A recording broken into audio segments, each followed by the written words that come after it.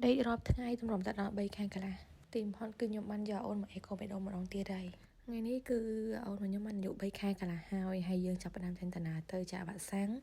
cả đồ chia eco bay đón nương chụp bay xa bay coi mà nhom mìnhปัญหา xa bay tăng bị tô hai giờ dân thử mình nặt một doctor riêng rồi khai hay thayเป็นนังนั่นคือ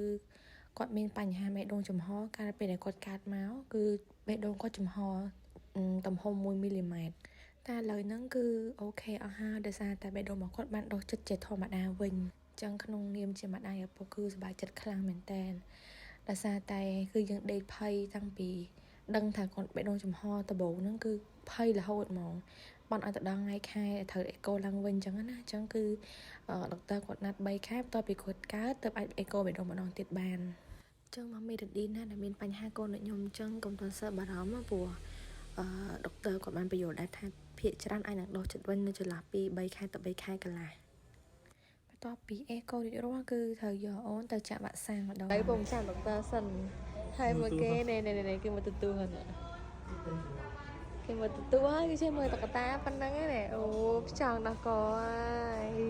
អូអត់មានបិចពេកអេរ៉ានអេអត់មើលទទួលមែនគាត់អត់មើលតកតាមែនអេរ៉ានអូគេទីមើលតកតាគេទីមើលទទួលនៅមកទទួលកន្លែងនេះគឺដល់វគ្គថ្លឹងគីឡូនឹងវាស់កម្ពស់អូនសិនអញ្ចឹងគីឡូរបស់គាត់បាន6គីឡូកន្លះហើយកម្ពស់បាន61សង់ទីម៉ែត្រចាំពីខែមុនដល់ខែហ្នឹងឡើងបានតែ8ខែទេហើយកម្ពស់អត់ទាន់លូតទៀតទេថ្លឹងគីឡូហើយគឺគាត់ត្រូវជួបដុកទ័រដើម្បី check up សិនមុននឹងចាក់វ៉ាក់សាំងសុខភាពរបស់គាត់ល្អធម្មតាទេប៉ុន្តែគាត់មានបញ្ហាតែមួយទេគឺបញ្ហាសើស្បែកហើយយើងក៏បន្តទៅចាក់វ៉ាក់សាំងបានជាធម្មតាអញ្ចឹងវ៉ាក់សាំង3ខែកន្លះគឺដូរតែ1ខែកន្លះនិង2ខែកន្លះដែរទេមានវ៉ាក់សាំងមកការជំងឺខាន់ស្លាក់តេតាណូសកកមាន់រលាកថ្លើមបេះរលាកសួតគ្រុនសោតដៃជើងជំងឺរលាកស្រោមខួរនិងបន្ថែមជាមួយនឹងបន្តក់ថ្នាំរាកធ្ងន់ធ្ងរញ៉ាំអូអ្នកអូទៅសាននេះមកកាមេរ៉ាអ្នកនេះអូយអ៊ី sorry កូនណអ៊ីនឹងខូចម៉ែអូនមុំអីអត់ឆ្ងាញ់អញ្ចឹងទៅទៀតអីទៅ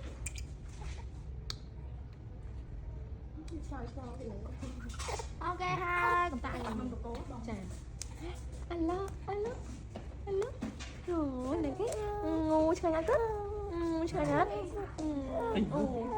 ឥឡូវដល់វគ្គឈឺសាច់ហើយអូអាណិតខ្លាំងណាសំខាន់ចាក់មកចូលដបងអត់ទាន់យំមេតតែរុញថ្នាំចូលបញ្ជុំមកអាណិតខ្លាំងឥឡូវឈឺណាស់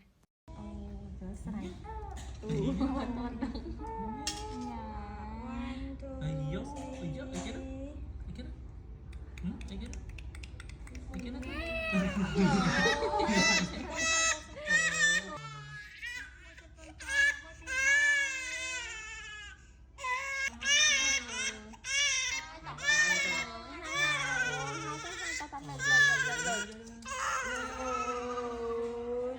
ឈឺអូឈឺ